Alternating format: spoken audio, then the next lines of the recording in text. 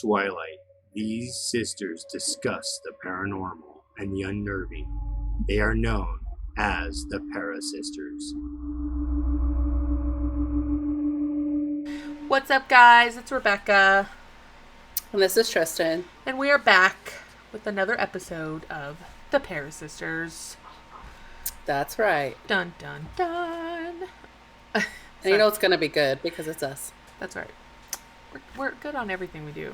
And hopefully you agree. Dude, we have like 50 subscribers almost on YouTube. I know. Isn't it awesome? And I think this is going to be our 32nd case that we've done, which is crazy. Yep. I don't even know.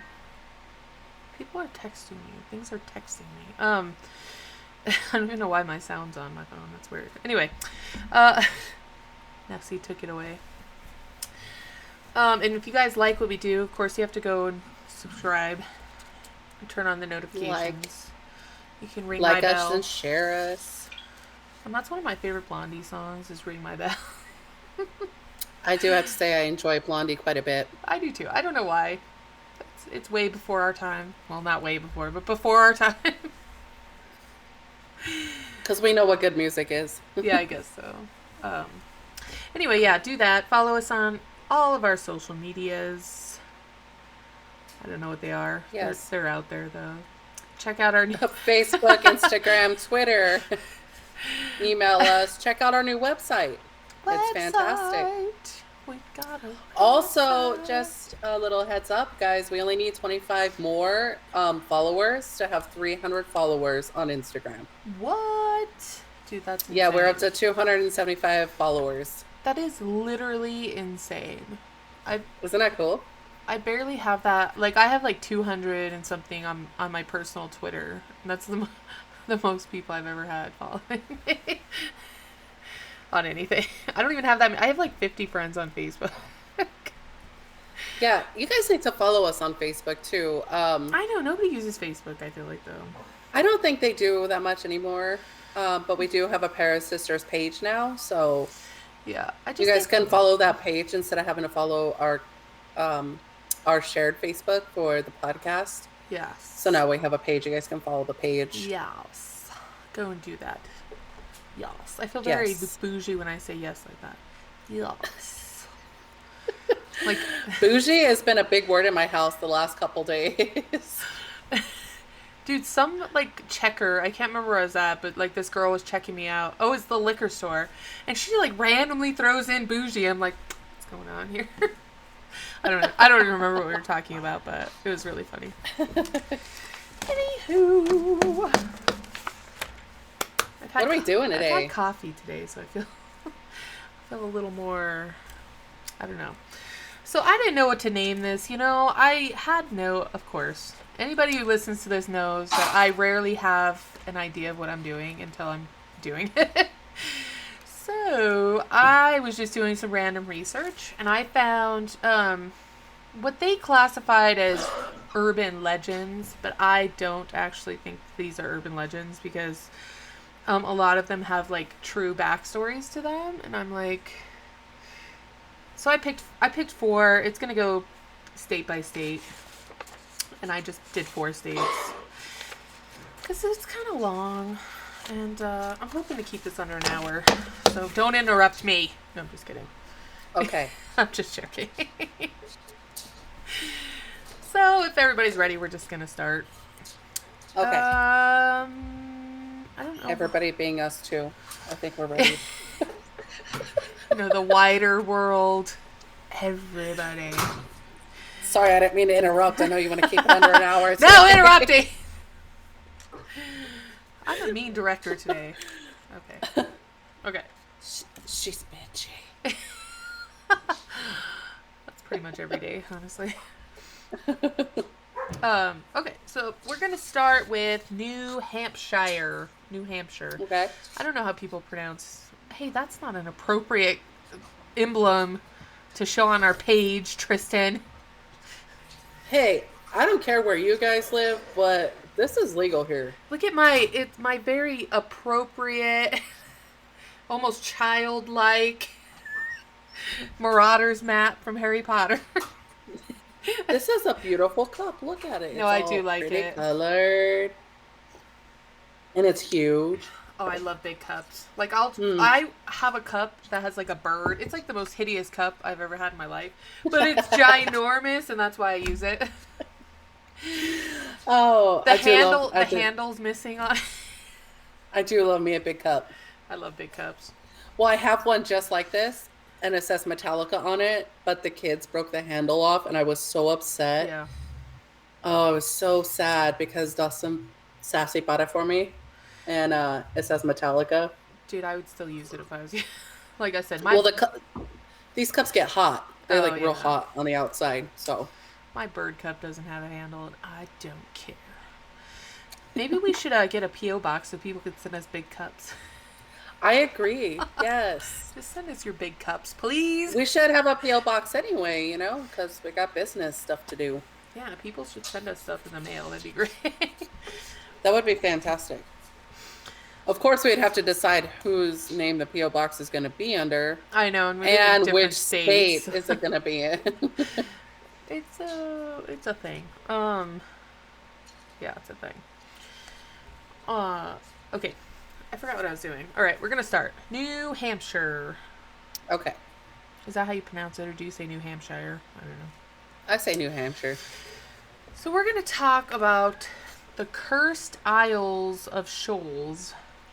And I don't know if you've ever heard of these, but the Isles of Shoals are a small group of islands and tidal ledges, which I don't know what that means. And they're about 6 miles off of the east coast, obviously of the United States. They straddle the border of Maine and New Hampshire. New Hampshire. Okay. New Hampshire. So they have been occupied for more than 400 years, which blew my mind when I read that. Because, you know, it's the United States. But, so it was, of course, fishing communities to begin with, and more recently they're private homes, and it has like a large seasonal hotel and a marine research facility because it's on the ocean, I guess. Sorry, I didn't do my voice warm-ups before we started.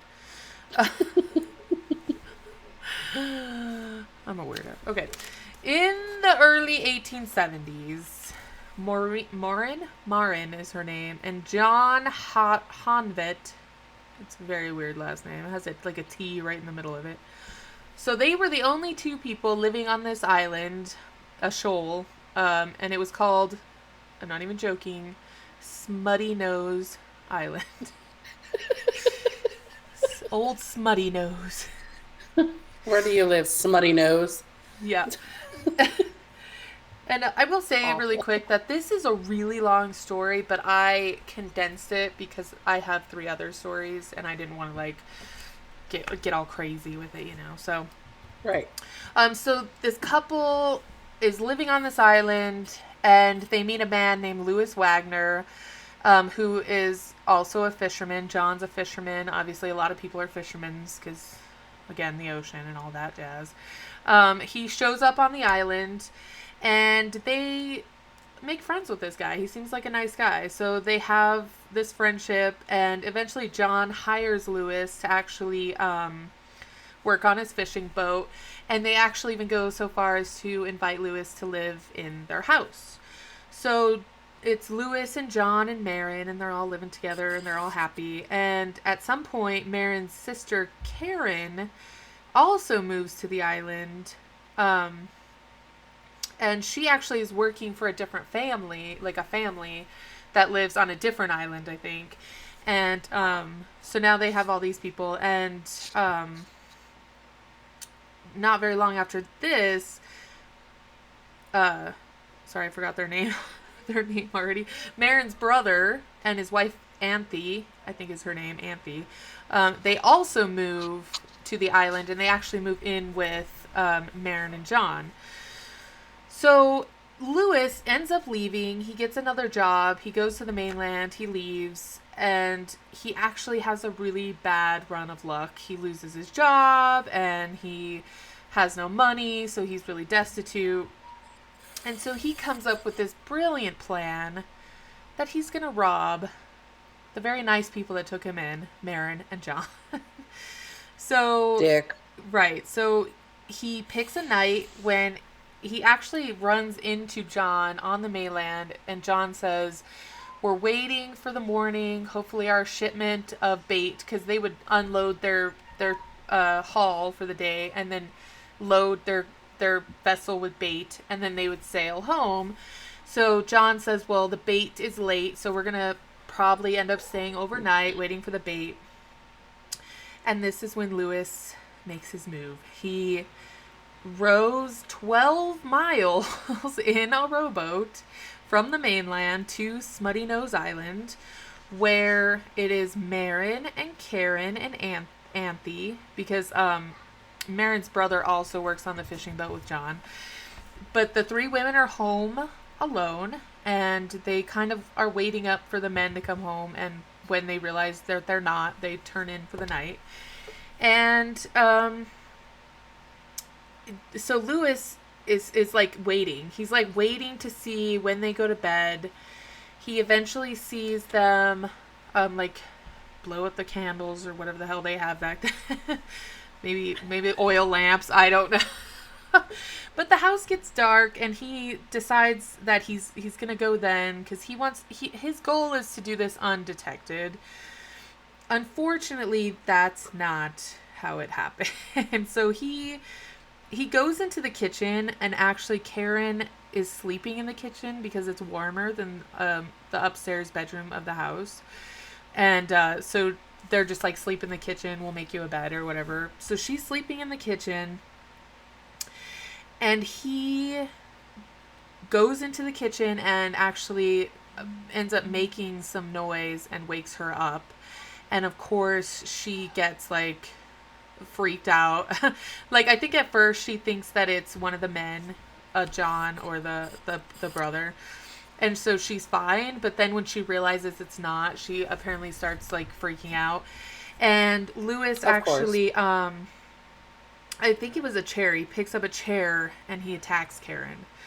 And he like is beating her with this chair when Anthe and Marin come out of like the bedroom and are like, "What's happening?" You know? And Right. He starts going towards them, and I can't remember exactly how it happens, but Anthe actually ends up being able to get outside to like escape him, you know?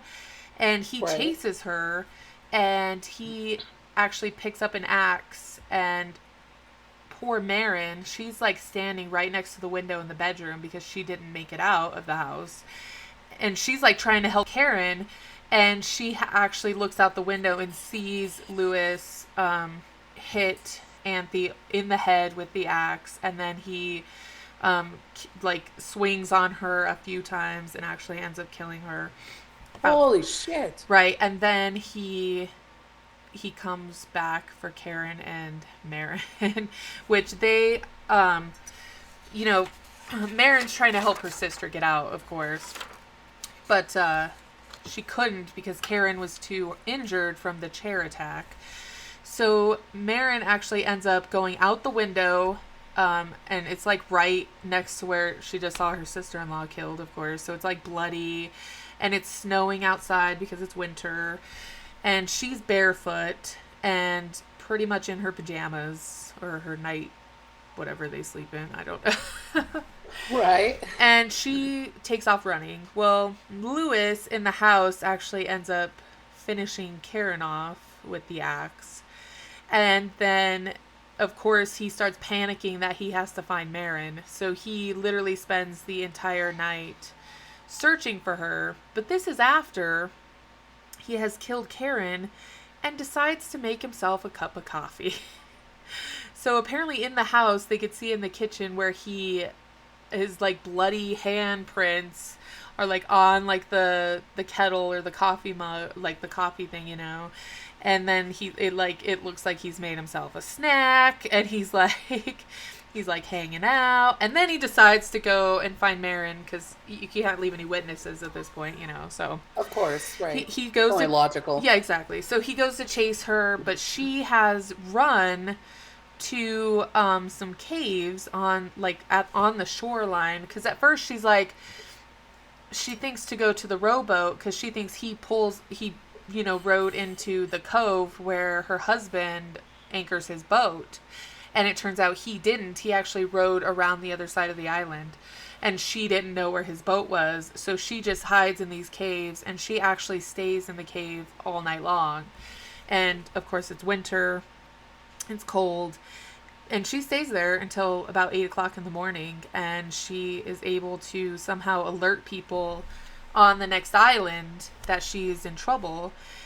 And of course the police are notified, and they search the island. They find Lewis's boat in Newcastle, so he left at some point. He's like, screw it, I gotta get out of here, And right. So I think it's 2 days later, they find his boat in Newcastle. I don't know where that is, of course.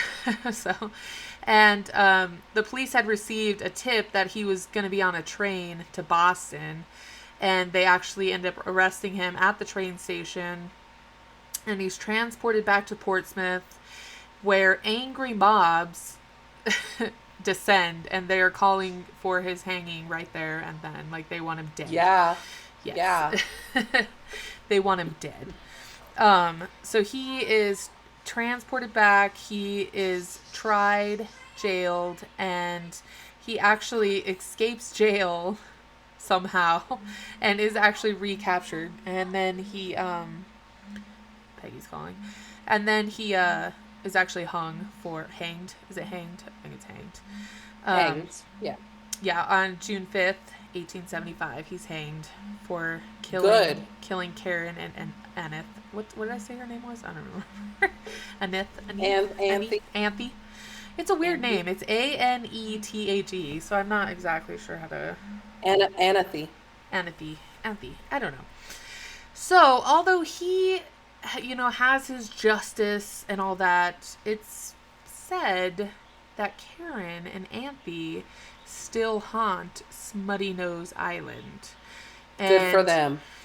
Even though Marin survived the attack, they say that they can still hear her in the rocks where she hid all night long, wailing and screaming in terror, apparently. So if you go to this island, you may hear her in the rocks. I like it. Which I would love. Want to go here. I would love this. I mean, it's so super tragic, right? I'm like, but... It's sad. And it's sad that, that Karen and Anthe are still obviously stuck there. If they're really haunting this island. But I can't... It's just so sad for me. That is sad. It is a very sad story. And it's when on our last episode we talked about, it would be, they might be vengeance ghosts. Which I could totally understand. I mean... Hell yeah. I mean, But he did get hanged, so... Yeah, that's true. They didn't hang him. But still... So maybe it's just the tragic part of it is keeping him. It's just sad. But... It is very sad. And I'm pretty sure their house was demolished. And I read somewhere that Anthe's husband, he actually moved to a different island and was working as a carpenter, but he apparently for the rest of his life lived within sight of the house where his wife was murdered. Oh my gosh, Becca, break my heart. I know, I was like, that's so sad. That is sad. Like, that was awful. I wonder if he saw her ghost ever. I don't know. That would be interesting. Maybe he anchored her there. Because I think we talked briefly about that on our last Yeah. episode also. Which is great. You guys should check it out. Dude, it's awesome. Ghosts and spirits. So that was the New Hampshire urban legend. I don't know if I like the term urban legend personally, but it is what it We can just is. call them legends. Legends. My title is Legends of the States, which sounds so majestic. It's like Legends of the States. What's that? Legends of the Hidden Temple? Is that what it was called? I don't know. All I know, Legends of the Falls. You don't remember that game show, The Legends of the Hidden Temple? Oh, They had to like get on the monkey Nickelodeon. statue and put it on Yes, yes, Yes. I remember now. Yes. All right. So I next chose Colorado, my home state, because I've actually wanted to talk about this this weird thing, for a while, but it's not enough to like make its own episode. So Okay. And so it's called Riverdale Road. And you don't hear Ooh. a lot of like haunted stretches of road, but this is one. So Riverdale, I like it. yes. Riverdale Road is an 11-mile stretch of road between Thornton and Brighton, and I have a map that I'll put up.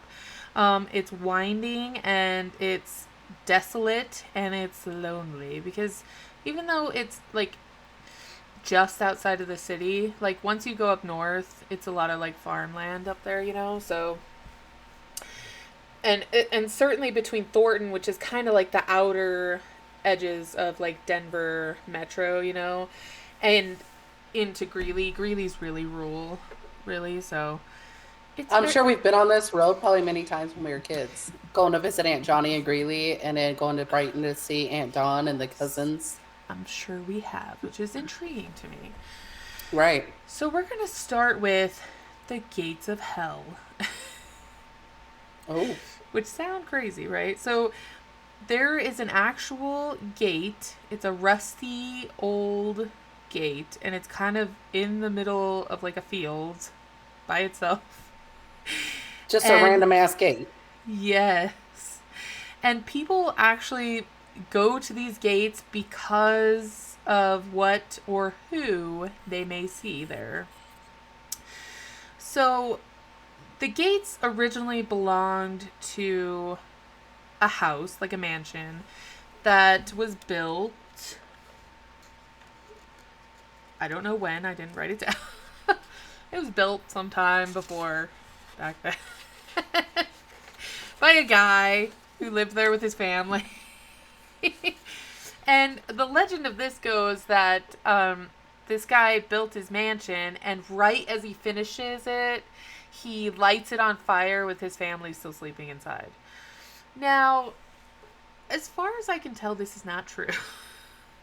Okay. As creepy as it is, it's pretty much all false. A guy did build a mansion. I don't know how long they lived there, but they stopped living there. And the creepy part is that this house actually did burn down, but the fire is completely a mystery because the house was abandoned and gutted. There was nothing in there basically. And it randomly caught on fire one day, and they have no idea how, because there is no evidence of arson or anything like that. How odd. So the house did just burn down for some reason. But people claim kind of that at the gates of hell, they see a lady in white who apparently walks the road like right in front of these gates. Like she's just walking around in front of the gates, which is weird and crazy. Yes, it is. A lot of people, you know, that believe that the house was burned down by the man says that this is his wife and she is searching the streets for her murdered children and her husband, or that she could be out for revenge. Who knows? But apparently the most she's ever done to visitors is she will appear in your rearview mirror as you pass by. And people have described her as looking like she is longing for help, which is a weird expression to see on a ghost, if it's true. How sad. Yeah, so I'm not sure who this person is since, like I said, the tale of the fire is false. Not to say that someone didn't, I mean, it's old land, you know, tragic. Is she a lady in white? She is a lady in white, yes. Ooh. Yes. Huh. Which we've done an episode on. Go and check that out right now. Yeah. So who knows what she's there for, what she's doing, what she wants. It's a mystery. I like it. I like that mystery. So there are accidents that happen where joggers have been hit by cars. Oh, Because I don't know why they're running on this road. It's like a 2-lane like country road, you know what I mean? Like I don't know right. what they're doing, but they're jogging. Apparently one jogger decides that they're taking a jog along Riverdale Road and they get hit by a car. They die. And apparently this jogger now haunts the road that they died on. So you'll be driving down the road and um not even driving. People said that they've been walking down this road and they have heard a loud heartbeat sound, like a person running, and their heart's like pounding. And It's a telltale heart. yeah, exactly. And apparently they'll hear footsteps. And if you are driving, they're saying that people have claimed that they feel like they hit something, but when they stop the car and get out and look, there's nothing there. Like they'll feel How? like an impact on their car. I don't like that at all. That's It's awful. freaky.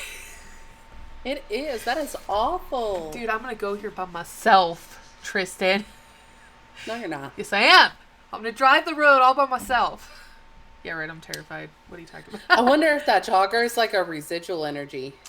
Yeah, like it's just replaying like everything that like they got hit by a car or they're running and of course their heart is pounding. I don't know. That kind of freaks me out. Like if I'm walking down a road and I hear like a heartbeat, I'm like, what the hell is that? Like, It's I'm not creepy. down for that, man. I'm not down for that.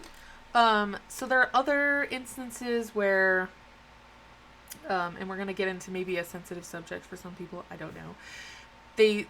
People have seen ghosts swinging from trees, and of course we all know America's history of slavery. Um, it happened in Colorado. Apparently, I don't think it was extremely prevalent. Andrew and I talked about this because I'm like, I don't know a lot of history about slaves in Colorado. Like, Right. it's not something I've heard a lot of. I'm not saying it didn't happen.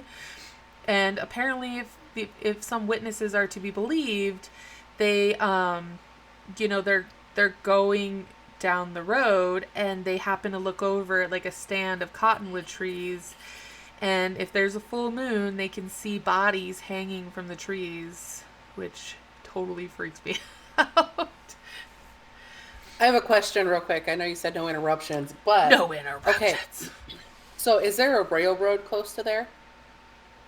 Maybe. Maybe. I don't know. Because if there was a railroad, I know that quite a few American settlers actually roped Chinese people, like they enslaved the Chinese people, Uh-huh. and quite a few Irish people. Mm-hmm. They were indentured servants to work on the railroad. So possibly. I mean, we're talking about. I mean, Colorado wasn't inhabited until 1830s, 1840s. Of like I think like the like Right. So possibly, I will look that up. Maybe I'll put a picture in. I don't know.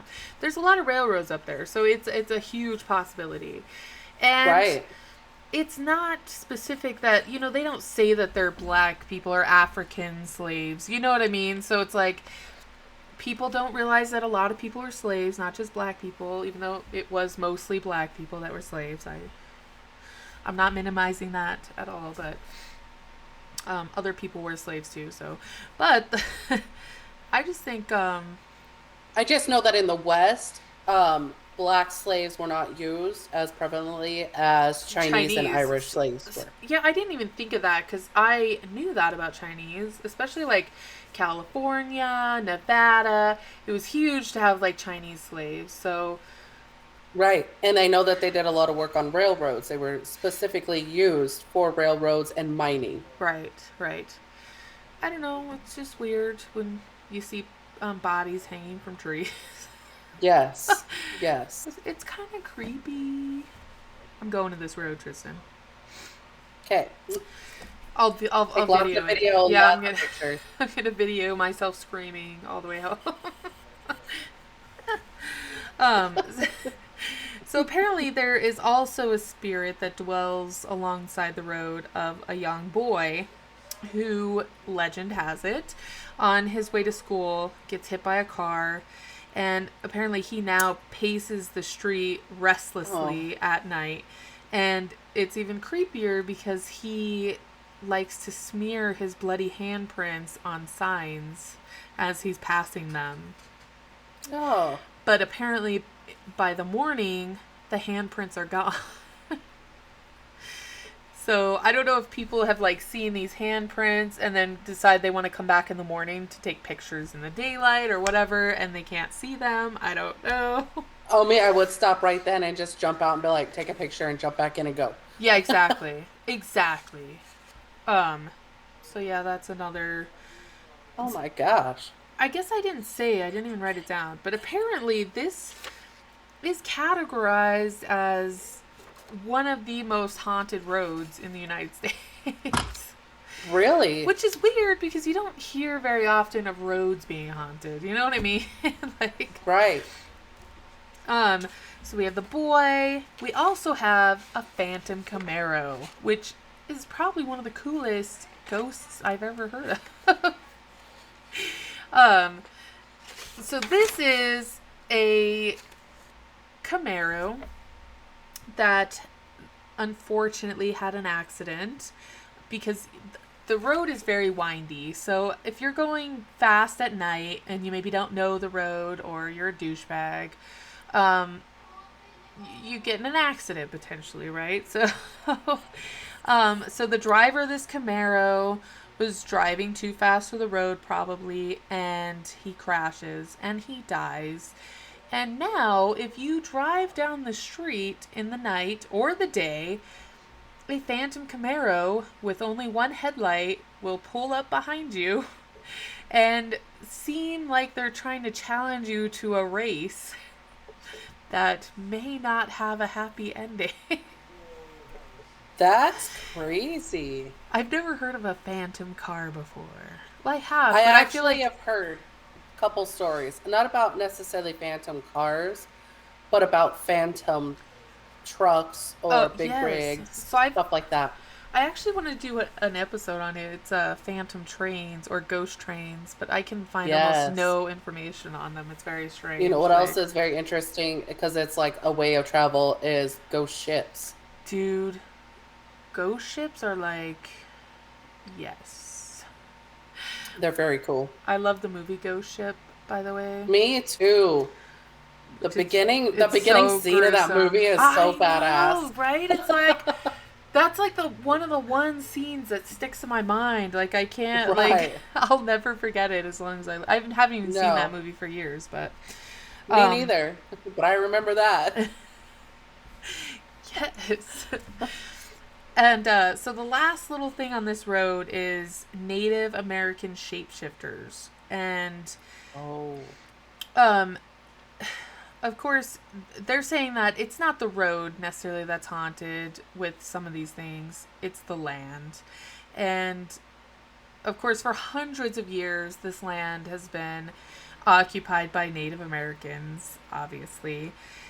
And since Native Americans have lived on this land, they have talked about shapeshifters. And apparently they now appear on the road, I'm thinking because of energy-wise. There's a lot more energy.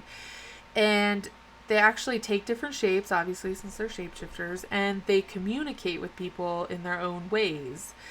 It doesn't say exactly what ways, but it does say they might play tricks on you. I don't like that. I do like it. I want to have a trick played on me by a Native American shapeshifter. Not a scary. Becca, you would be scared shitless. Dude, I would die. Are you kidding me? I'd be like, oh, fuck, that's it. Do I need to go to Brighton this week? No, I don't think I do. Yeah, exactly. Dude, I'm doing it. I'm not scared. You should do it. I'm gonna go like right when the sun's going down. No, maybe I should go like 3 o'clock in the morning. Oh, witching hour. Yeah, just take a trip up there. It's pretty far from my house, but I might do it. Yes. So that was Colorado's legend. I like that. Tell them That to sounds make like my fun. sticks. See all these sassies walking in? Yeah, from those practice? sassies. Some giant sassies walking in from practice. I know. Your children are huge. They're giants. I know, it's ridiculous. I don't even know how they're so It huge. is ridiculous. I don't either. I think Callum's gonna be that huge. Baby Nessie. He's gonna be Well, huge. Dad was pretty dang tall, so Yeah, that's true. all the uncles were tall. Yeah. And Shelly's not short. I honestly don't even know what Aunt Shelly looks like, but that's a different topic, okay? Okay, so that was Colorado, and now we're gonna move on to Virginia. And this is called the Bunny Man Bridge, which in and of itself is slightly creepy, because why would you name? Oh, I've heard of this. Have you? Yes.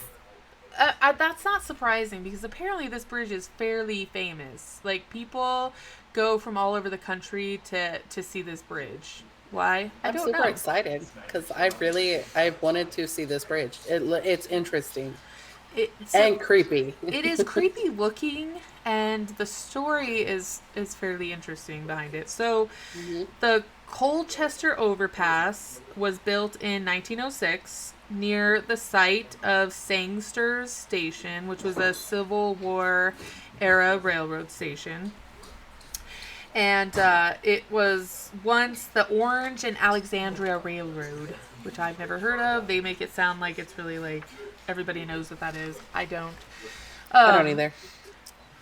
So, the legend here is that at the stroke of midnight on Halloween, a killer in a white bunny suit awaits people to come into his trap, I guess it is. I don't know.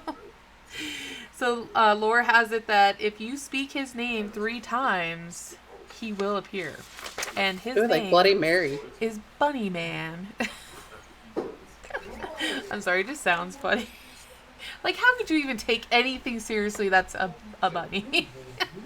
Right. Although, I mean, Right, that's true. If a bunny's trying to hack you to death, I guess you have to take that seriously. But I don't like... Oh, gosh. But they're saying, so, if you say his name 3 times, but don't expect that he's going to leave you untouched if he does come.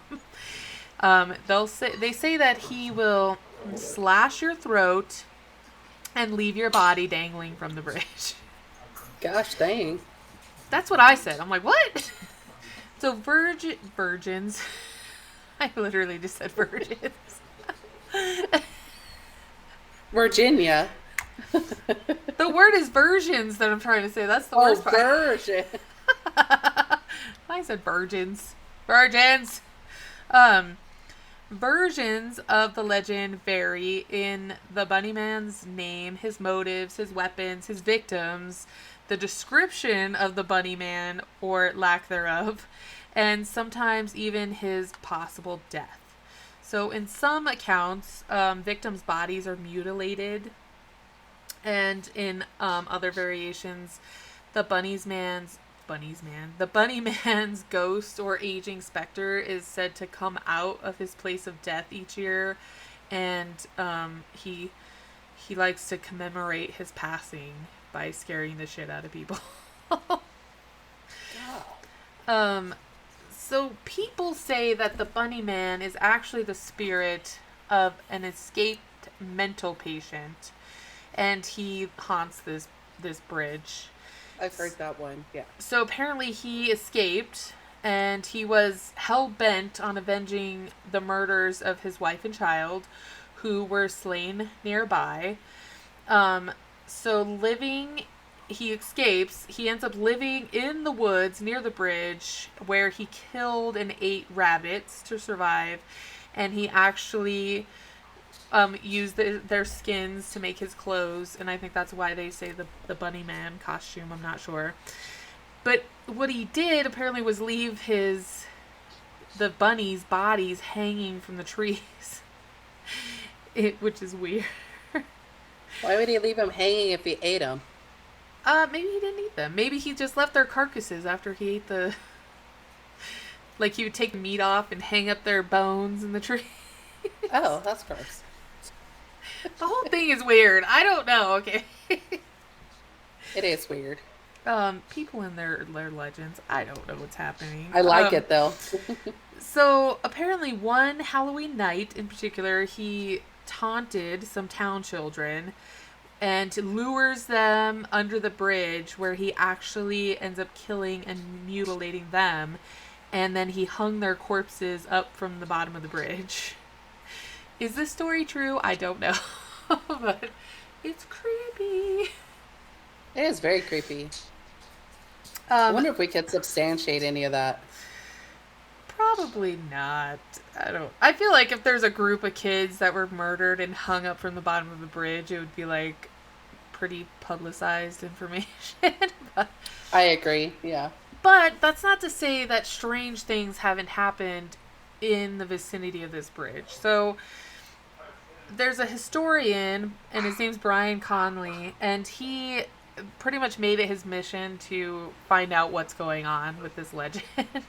So he combs through all these records, and apparently, so in 2008 he writes a paper, and it's called "The Bunny Man Unmasked: The Real Life Origins of an Urban Legend," and he finds an account that might help us understand why this legend is being perpetuated, and it is a headline and an article from February 1949, and apparently this was in the papers for like months and months, and it's the gruesome slaying of a mother and her 8-month-old baby girl.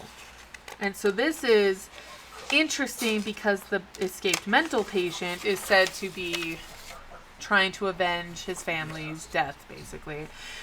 So the mother and the daughter go missing. The police actually end up finding them in a shallow grave.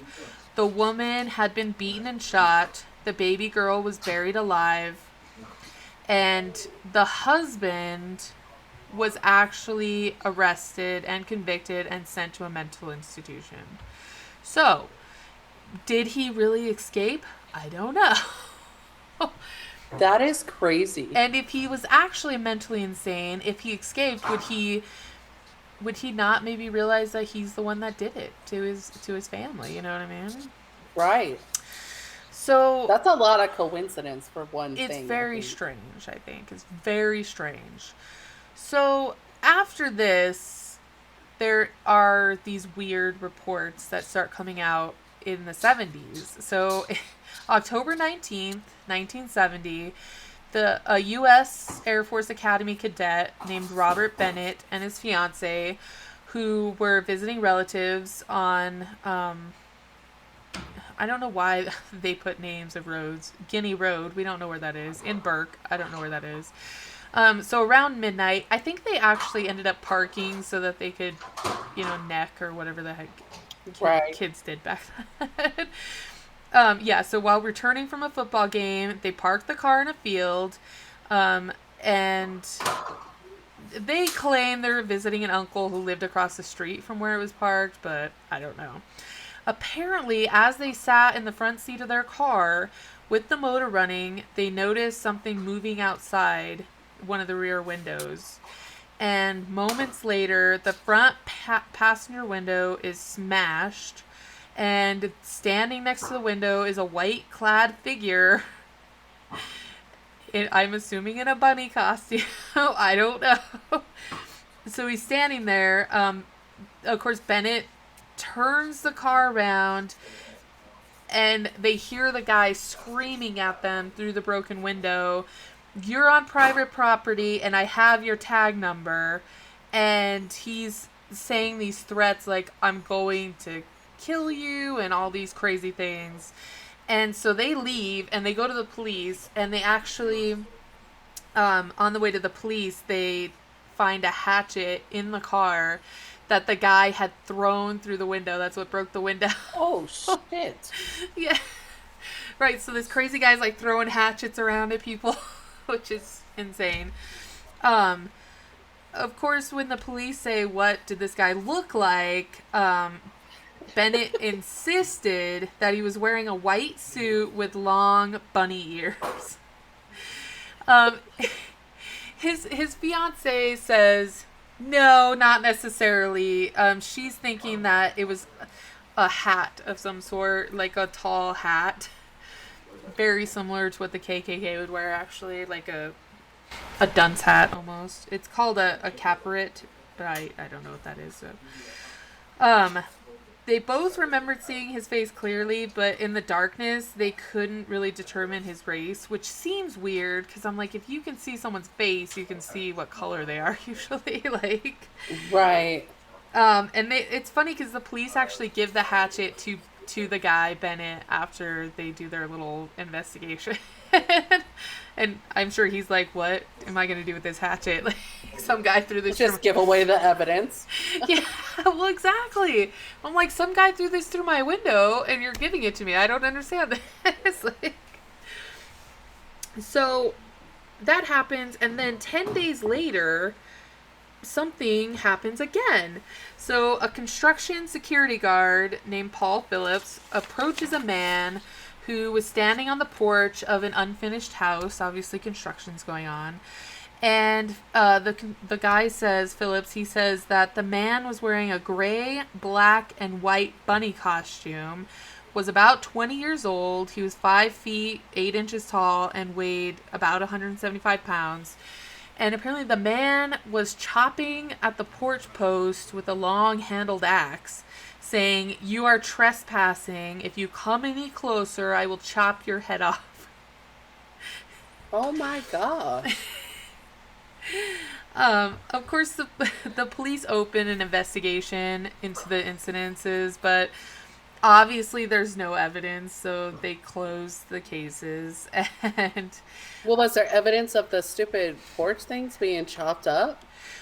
Yes, but they didn't have any evidence as far as like who it was doing it. Like, because it's a guy in a weird costume, so it's like, how are you gonna find this person? But that's weird. Within 10 days, you know what I mean? Yeah, it's crazy. Yeah, pretty much saying the same things. That's weird. It's very similar things. The trespassing and the threats. I'm gonna kill you. Yeah, threat. Yeah. So after the police close this, people keep contacting the police claiming to have seen the bunny man and to have actually been harassed by the bunny man. And somebody actually reports that a man reports that the bunny man ate his cat. Oh. How he knows that the bunny man ate his cat, I don't know. But that's awful. Ugh. So the very last little bit about this bridge is in 2018, a man was found dead. He was the victim of an obvious homicide, and it was about 900 feet from the bridge. They have no idea what happened to this man or who did it to him. I mean, obviously they know how he died, but they don't know why he died. You know what I mean? Like, they don't know. What was the COD? It didn't say. So maybe they don't know. Is that? Oh, maybe it's an open investigation. It could be open. I mean, it was only in 2018. At first, I couldn't even find the year, and then I actually happened to run across an article about it, and I'm like, oh, this is the actual article about the guy. It has almost no information. So it could be because it's ongoing. But it's weird. It's a coincidence that as early as 2018, you have people dying in the vicinity of this creepy bridge. Yes. That's insane. All right, I don't want to go here. I kind of do. Of course you do. Not alone, but... Not alone. Okay. So the last little legend, and probably my favorite, even though I'm not a fan of vampires necessarily, but I liked this story. as soon as I heard it, and it is the vampire Comte de Saint Germain. Comte. What's the word? Comte. He's a count. Count Saint Germain. So, he speaks in a way in which you've never heard before. His eyes lock you in. He speaks of events hundreds of years prior with such detail you could swear he was there. The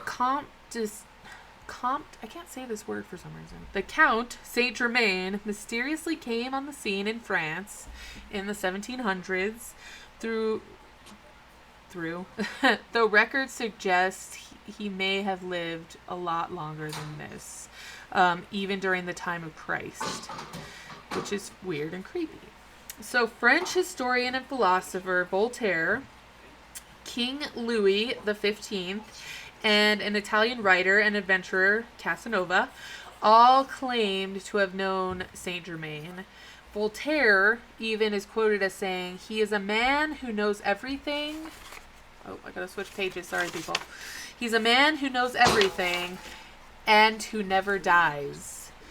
And so records show that he was born in 1710. He died in 1784. But many people have claimed to have seen him since then, even as recently as 1970. Wow. It's crazy. So he was a man who was intelligent, he was witty, he was charming, he captivated the elite with his knowledge and charm. He never seemed to age. So people that have known this guy for years and years, they all say he retained his youthful appearance. He's said to have spoken 6 languages. He was a brilliant artist. He could play the violin, and he even grew diamonds, which I don't know what that means, but Grow diamonds? yeah. I think he was like an alchemist. I think he Alchemist? Yeah. Yes, thank you. I think he claimed to be like a philosopher's stone type of a situation. Where he turns rocks into gold? Yeah, so he worked with turning metal into gold. Creating beautiful Alchemist, yeah. Yeah, creating beautiful jewels out of small stones, and he was in search of the elixir of life, and I don't know how this. I mean, maybe that's why he was so rich, but this was apparently a very rich guy. He apparently even trained other I can't even talk. Alchemists. Alchemists? What's the word? Alchemist. Alchemist. Including one under Marie Antoinette's rule. And apparently at her execution, the alchemist suddenly saw Saint Germain, and this was apparently years after he had died. Years after he was dead. Oh. But this alchemist saw him. So he wrote a book discussing his work with alchemy and symbols, but to this day, some parts of the book are still coded. They don't even know what it means. It's like Really? It's like a mystery. Ooh, I like a good mystery. Yeah. So during his life, he travels all over Europe. He throws these magnificent parties, and guests claim that he never ate a bite of food. He never drank any water, wine. And of course, his elite guests marveled at his stories and were mesmerized by his entertainment. He eventually finds himself in Germany, where he lived in a castle as the confidant of Prince Hesse. I don't know. He has one strange record, of his death, which was written by a priest under the king's orders. He supposedly died in 1784, but many people don't believe this is true. It doesn't say what the claim of his strange death is, but apparently they say that it just died. Yeah, it was strange that he died. So people continuously claimed to have seen him, and the records of his death are very, very. They're very slim. There's not a lot of like, this is what happened to him, or like that. Right. So, Like he died of consumption? yeah, exactly. So this led to the rumors that he didn't actually die, and instead instead traveled to the West in order to promote spiritual fulfillment. His claimed first stop was in New Orleans, Louisiana. Ooh, New Orleans. So now enters Jacques Saint Germain. So New Orleans, of course, is considered the most haunted city in the United States by a lot of people. And probably with good reason. And perhaps one of the most infamous, sinister figures claimed to roam the streets is Jacques Saint Germain. Some 200 years after the death of Count Saint Germain, different people now, an immigrant from the south of France named Jacques Saint Germain came to New Orleans and moved into a dwelling off of Royal Street. Okay. He was claimed to be known for his knowledge, his charm, his wit, and his seemingly ageless presence. Sounds slightly familiar. He spoke of events that happened hundreds of years earlier, or in the past, with great detail. He threw lavish parties with the finest food, entertainment, and most prestigious guests. But again, he never ate a bite of food. He was never ever seen eating any food, which is weird. So not long after Jacques takes up residence in New Orleans, things get kind of creepy and weird. And there's a tale that is told by a lot of vampire enthusiasts. It's so one night Jacques is having this party. He invites a lady over to his house. And there's a lot of elite people here. There's a lot of up-and-comers of New Orleans. And he invites all these people over. And after a while, he asks this lady to come out to the balcony with him, where he proceeds to attempt to bite her neck. Like real life. That's crazy. He's gonna suck her blood. She freaks out, and she was able to distract him and tries to escape, and she actually jumps off the balcony, which is kind of crazy, but I guess if you're terrified, that's where Did she die? I think she lived.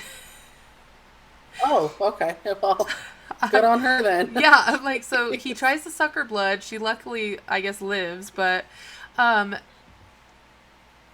the story is that she is completely terrified and even has drops of blood trickling down her neck.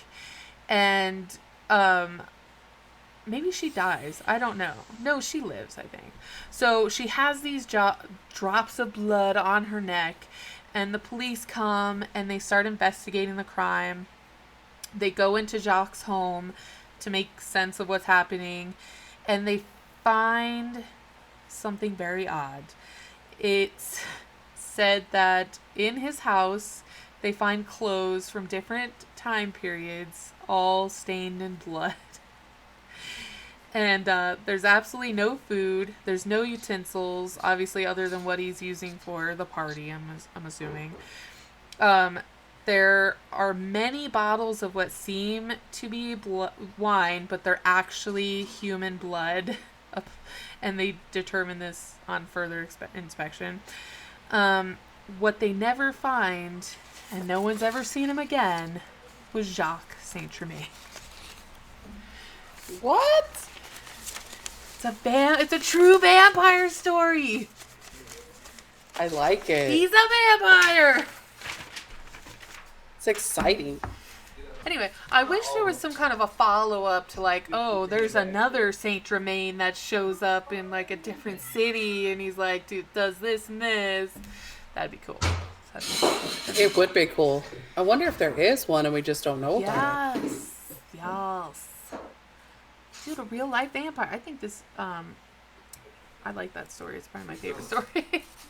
I also like it. I think it's pretty great. And I actually have heard of Saint Germain. Yeah, I think he was pretty famous. And actually, I want to say that I have read ghost cases in New Orleans or in Louisiana specifically. Right. Where a Saint Germain was a guest of one of the houses. Yes. He is a real That's vampire. probably where I know the name. Vampire. Like, even, Yes. I don't know. Like, it's, the coincidences are interesting to me. I will try to look, because I saw a picture of the Count Saint Germain. I wonder if there's like a picture of Jacques Saint Germain, so we can like And how close they are. a Yeah. side by side like that to Yeah. see how close they are. And somebody that rich, you'd think that they would have a painting made of them. That's what they did. Yes. What's weird is nobody really knows where he came from. He just showed up. He just shows up in New Orleans, and he's like this rich guy that throws all these lavish parties. Yes, and he's charming and he's witty and everybody likes him, and he's Right. a vampire. I like it. True vampire story. I hope it's true, honestly. I mean, I feel bad for the lady that almost had her blood sucked, but other than that, I hope it's true. I mean, that could be quite terrifying. I mean, I could imagine it might be even horrifying to have, unless you're willing, of course, but like, I don't know. I don't either. Those are my legends of the States. They were fantastic, Becca. They were okay. No, they were fantastic. I like them. They were exciting. So of course Nevada has one. I don't remember what it was. I was gonna do it, but I didn't think it was like, it didn't have the thrill factor. It wasn't exciting enough. Yeah. Yeah. Not like, I mean, Nevada's the vampire. kinda... Well, Nevada's Nevada. You can't expect too much out of it. It's just Nevada. It is what it is. Yes, it is what it is. Just kidding. We all like Nevada, kind of.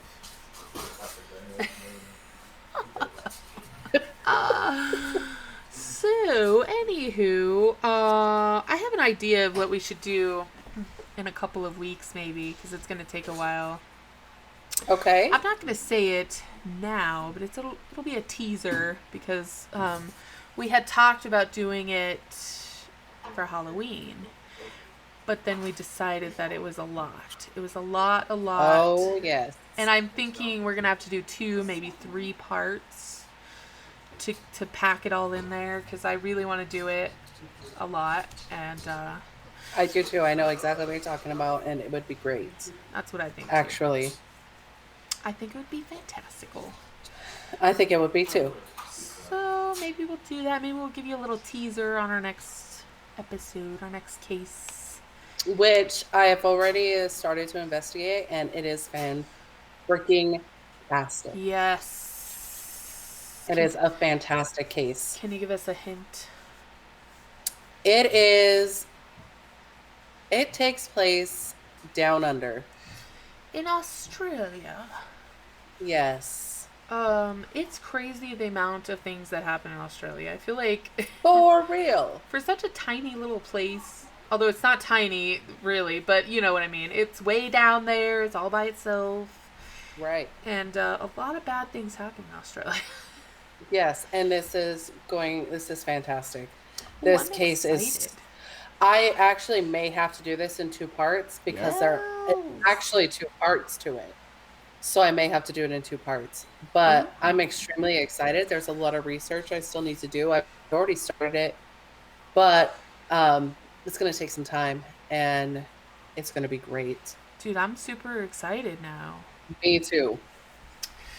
So yes, watch this episode. Watch our old episodes. We talked about a couple of things that we've done episodes on, the Lady in White, the residual hauntings, that sorts of things. So go back and watch those. I always put a little card up in the window right here somewhere. If you click on that, it'll take you to our playlist, and you can pretty much just choose. And then, YouTube always picks a video that they think is a good recommendation. So click on that too. Just do whatever. Do whatever YouTube tells you to do, okay? That's the world we're living in now. Yes. Follow YouTube's directions. And because they're going to lead you to the rest of our content, which is fantastic content, I have to say. We do a lot of different things. Although we do not do true crime, we are interested in it, but it's not something that we do on this show or this podcast. just because true crime is done a lot I know. and it's hard to find new cases. Oh, back up. Dyatlov Pass. Yes. I've heard some news about Dyatlov Pass. Yes. Is it the So news they I've have- heard, which depressed me? I was like, okay, whatever. I'm Yeah, listening. about the stupid mini avalanche. Yes. Well, Fuck. no, there's more. Okay, so they tried to explain it all for those who don't know about the news Dyatlov Pass. The Russian government has tried to explain it away as a mini avalanche, Which they've done that from the buried beginning. which they've done from the beginning, but Yeah. they're now saying that they have concrete evidence that this is what happened, Yeah. even though none of it makes sense. No. Anyway. Go watch that episode. You'll find out. Moving on from that, though, there are 8 missing people in Shut Dyatlov the Pass. front door. I haven't Shut heard any it. more news, but that is the last news that I've heard. Maybe somebody could Google it and see if these missing hikers have been found or not. But they went up there to pay their respects to the hikers that died in Dyatlov Pass, and now they have not returned when they were supposed to. Dude, I literally have the chills. The full Yeah. body chills. Yep. Dyatlov Pass was one of my favorite cases because of the amount of work I put into it, and literally became obsessed with that case.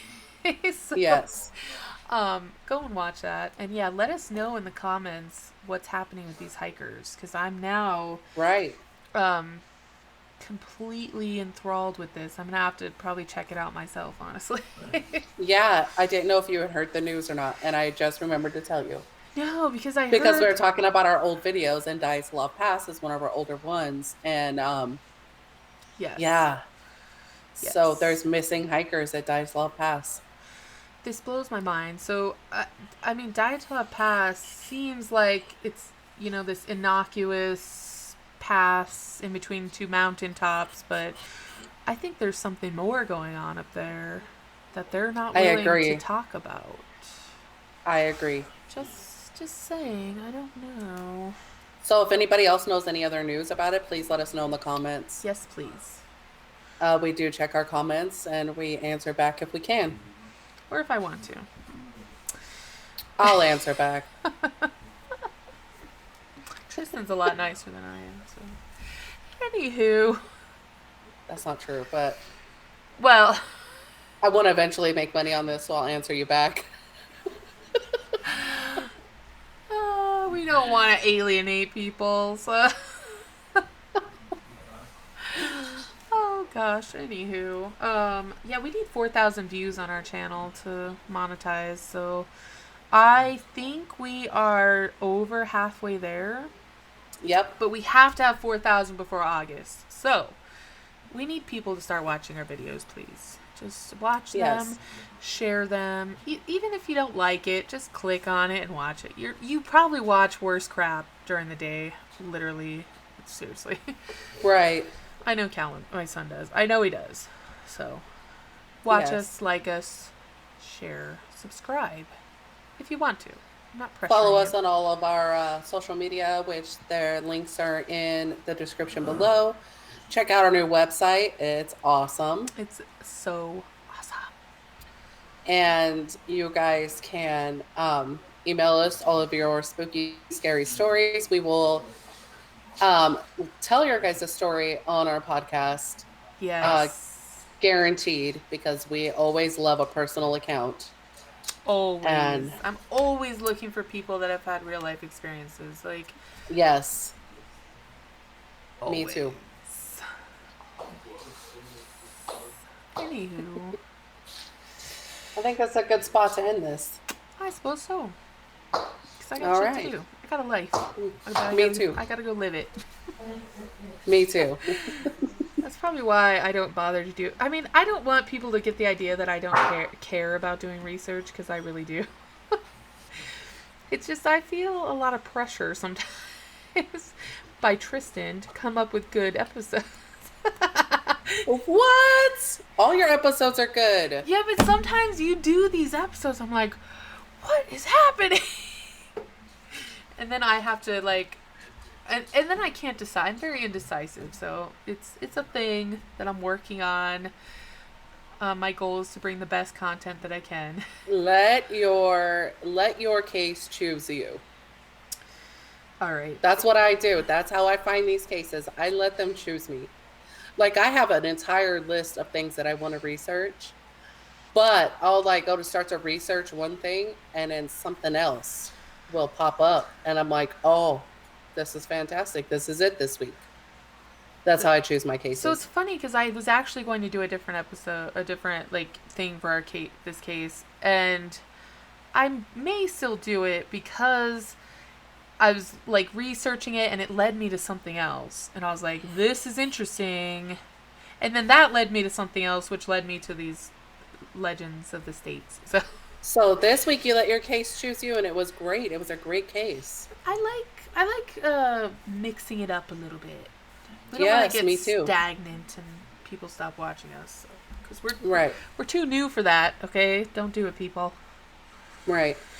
Anywho, don't forget to check out our podcast, our podcasteroo on anywhere that you find podcasts. My brain is not functioning correctly, I feel like, so I'm gonna go, I guess. I swear, I'm sober. Alright. Anyway, we'll catch you all on the flip side. Yes, and you all stay creepy. We'll catch you guys next time.